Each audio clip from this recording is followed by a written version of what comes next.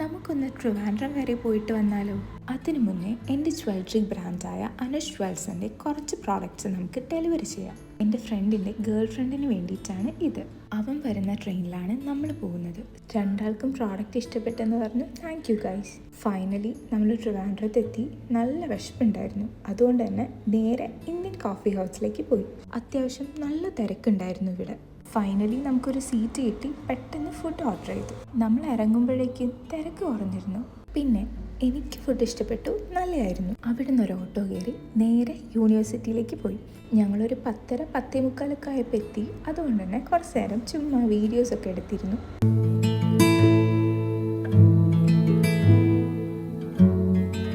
പിന്നെയും കുറച്ച് വീഡിയോസൊക്കെ എടുക്കണം എന്നുണ്ടായിരുന്നു, പക്ഷെ പറ്റിയില്ല.